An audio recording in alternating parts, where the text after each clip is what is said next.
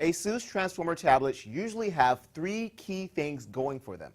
High functionality, they have at least above average performance, and are usually pretty cool looking. The Prime had those traits, but also some technical issues at its release, some of which it's yet to fully overcome. Enter the ASUS Transformer Pad Infinity TF700. With a working GPS, an even better camera than the Prime's already great one, and faster games performance, the TF700 is kind of what the Prime should have been in the first place. But then you throw in a high-resolution screen, and you have my attention, sir. Hi, I'm Eric Franklin, and today I'll take a first look at the ASUS Transformer Pad TF700.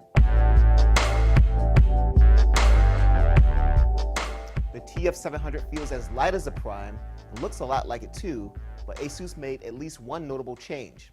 They added this plastic panel here. What this does is let the signal from the GPS more easily escape the tablet's aluminum body, giving the GPS actual performance, something the Prime struggled with.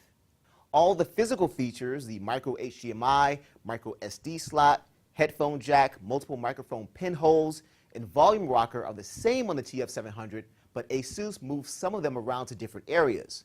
The keyboard, which costs $150 extra, oh, by the way, the TF700 costs $500 for 32 gigabyte and $600 for 64. As I was saying, the keyboard seems to be the exact same one used on the Prime.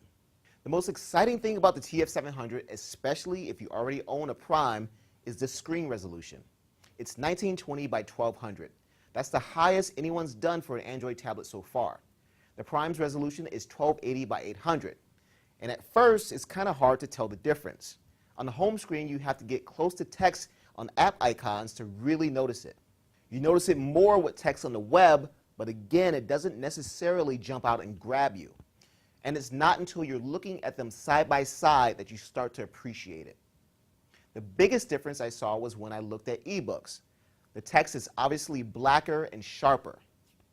Compared to the new iPad, honestly, it's really difficult to see a difference in text quality and sharpness. One of the games we use to test performance, Riptide GP, can scale to a very high resolution.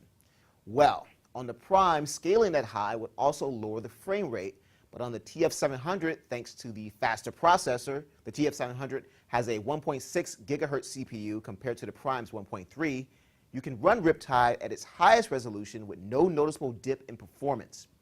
And it looks sharper. Not all games scale as well as this does, though. GTA 3 still looks great, but not any better than it did on the Prime.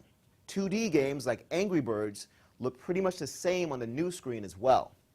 1080p movies look good, but I didn't notice any difference in quality there either.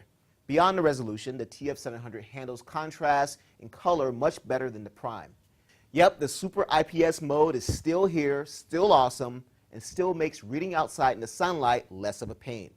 ASUS upgraded the front camera to 2 megapixel from 1.2. Not that that's going to impress anyone, but it definitely handles contrast and color better, and just looks clearer. The back camera is still 8 megapixel, but ASUS lowered the aperture a bit, so it captures much more detail in still pics and video. The TF700 has a better screen, faster games performance, and better cameras than the Prime. Text looks just as sharp as it does on the iPad, but not every app takes advantage of the resolution. So far, though, I'm impressed with what I've seen. Check out my full review for more detailed information. Once again, I'm Eric Franklin, and this has been the first look at the ASUS Transformer Pad Infinity TF700.